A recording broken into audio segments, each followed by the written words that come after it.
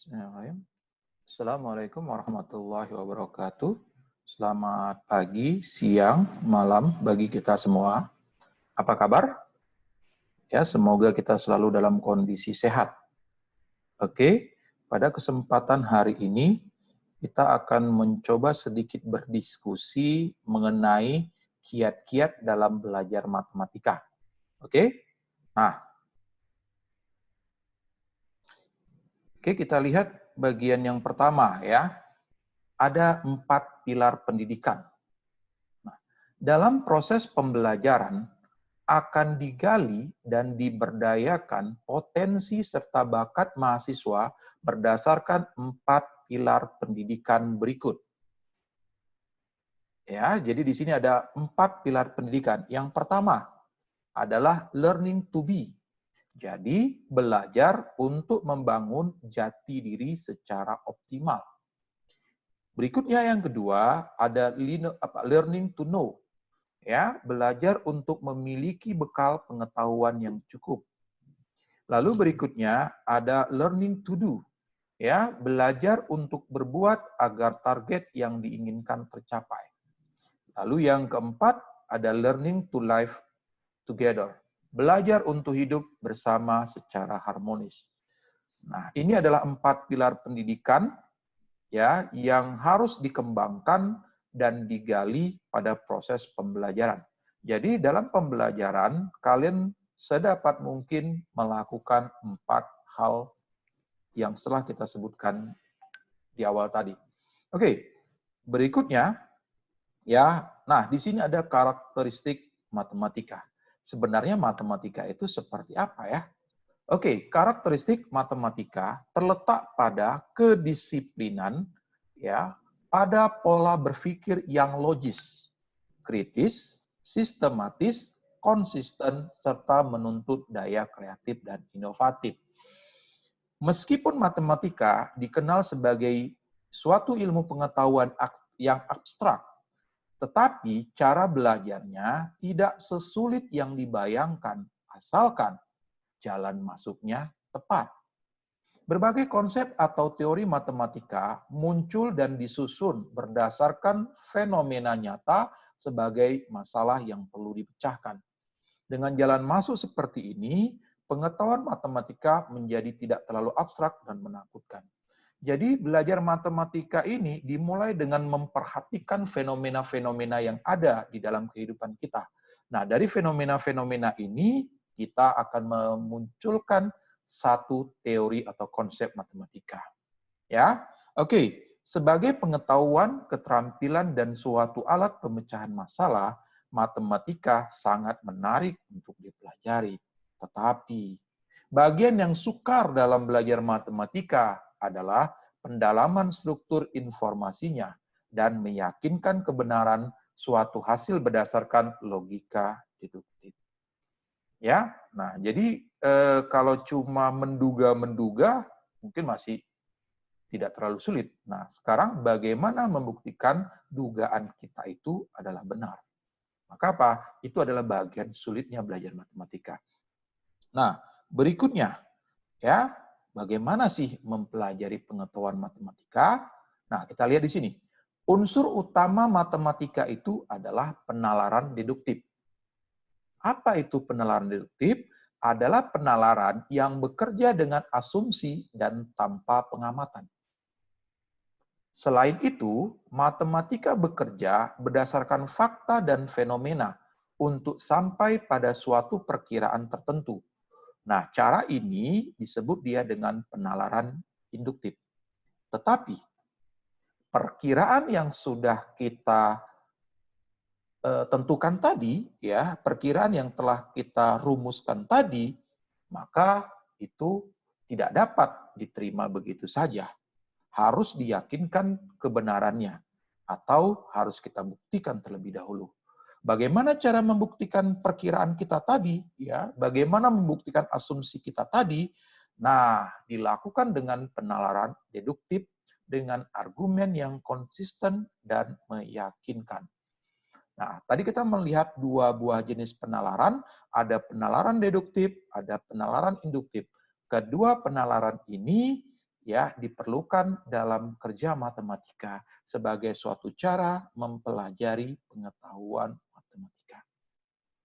Oke, nah sekarang kita lihat bagaimana merekonstruksi konsep matematika. Nah, kita lihat di sini ada proses rekonstruksi suatu konsep matematika. Apa yang harus kita lakukan? Yang pertama yang harus kita lakukan adalah apa? Teliti suatu contoh atau fakta yang mudah diamati.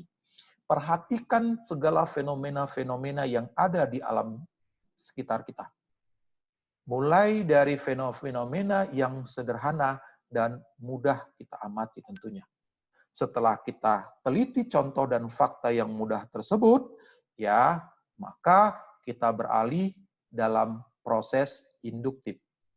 Ya, munculkan beberapa sifat penting yang dapat dianggap sebagai fenomena atau gejala teramati sampai munculnya perkiraan atau asumsi suatu hasil baru yang diharapkan. Ya, jadi dari fakta-fakta yang kita amati dengan proses induktif, dengan pengamatan, maka kita akan melahirkan sebuah asumsi atas hasil baru yang diharapkan. Setelah itu, yang kita lakukan adalah setelah asumsinya dipelajari, maka yakinkan kebenaran hasilnya secara deduktif, yang dalam matematika dikenal sebagai pembuktian sifat atau teorema. Nah, dalam melakukan pembuktian tersebut, kita tentu memerlukan logika, penalaran, dan teknik-teknik matematika. Nah, secara garis besar, ya kita bisa lihat alur mempelajari pengetahuan matematika seperti pada diagram berikut. Kita lihat di sini, ya, di sini ada contoh atau fakta fenomena yang ada di sekitar kita. Ya, lalu kita lakukan pengamatan, ya, yaitu proses penalaran induktif. Ya, dari pengamatan, penalaran induktif, maka kita mendapatkan sebuah gejala yang teramati. Ya, dari gejala yang teramati dengan proses abstraksi, generalisasi, renungan, pengamatan, intuisi, penalaran, inovasi, kreativitas, penalaran induktif, maka kita temukanlah sebuah perkiraan hasil baru. Kita temukan asumsi-asumsi baru. Nah, asumsi yang kita peroleh tersebut dapat kita bandingkan dengan fenomena atau fakta yang terjadi di lapangan. Ya, nah, sebuah asumsi tadi bisa saja langsung menjadi hasil yang baru, atau ya kita perlukanlah penalaran deduktif, pembuktian, ya, mempergunakan teknis matematika, ya. Nah, ini dia. Kita lakukan pengujian hasil baru. Jadi sebuah asumsi tersebut, ya, dengan penalaran deduktif, dengan teknis matematika, kita lakukanlah pengujian hasil baru. Nah, pengujian hasil baru ini bisa langsung menjadi hasil yang baru juga. Ya. Nah, pengujian hasil baru ini dengan metode pembuktian, dengan rumus-rumus matematika, kita dapatkanlah sebuah kebenaran hasil yang baru. Nah, dari kebenaran hasil yang baru ini pun dia menjadi sebuah hasil yang baru. Setelah kita temukan hasil yang baru ini, silakan kita perbandingkan kembali dengan fenomena atau fakta yang ada. Apakah mungkin hasil baru ini berlawan dengan fenomena atau fakta atau fenomena? Harusnya kan tidak. Ya, oke. Selanjutnya, ya, kita lihat dalam proses pembelajaran sedapat mungkin kita harus melakukan pemberdayaan kepada mahasiswa. Bagaimana caranya memberdayakan mahasiswa? Nah, pertama, mahasiswa harus meyakini bahwa penguasaan matematika yang memadai dapat membuka ruang gerak berpikir, meningkatkan kecerdikan dan kecerdasan. yang menghasilkan kemampuan untuk mengolah dan pengembangan informasi. Lalu, ya, mahasiswa juga harus meyakini bahwa informasi matematika akan terlihat mudah dan dapat diraih bila jalan masuk untuk mencapainya tepat. Pepatah mengatakan bahwa di tangan para pakarnya semua akan terlihat mudah. Ya, oke. Berikutnya, ya, mahasiswa perlu menyadari bahwa dosen hanya merupakan suatu sumber informasi dan bukan satu-satunya sumber dalam mencapai keberhasilan belajar. Sumber informasi lain masih dapat digunakan bila mana terjadi kesulitan belajar. Berikutnya, mahasiswa diharapkan dapat mengembangkan komunikasi yang efektif dengan dosennya. Dalam kaitan ini, mahasiswa hendaknya sadar akan tanggung jawab akan masa depannya. Dosen jangan dianggap sosok yang serba tahu, dan mahasiswa sosok yang serba tidak tahu. Ya, oke. Lalu, mahasiswa perlu belajar dari kesalahan dan berusaha memperbaiki dirinya bila mana terjadi kegagalan belajar. Pepatah mengatakan bahwa pengalaman adalah guru yang terbaik.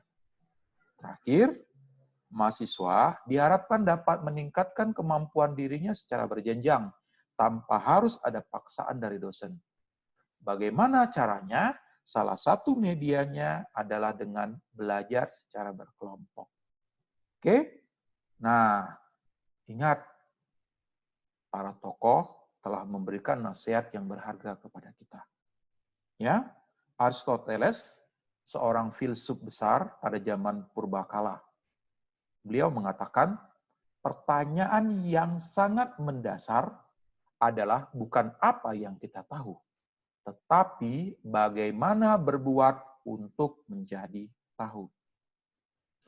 Oke, lalu Leonardo da Vinci, seorang pelukis dan ilmuwan terkenal, ya, abad pertengahan.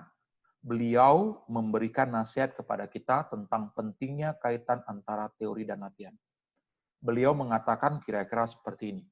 Barang siapa yang berlatih tanpa teori, seperti seorang pelaut yang kapalnya tidak mempunyai pendayung dan kompas, dan ia tak pernah tahu di mana akan terdampar.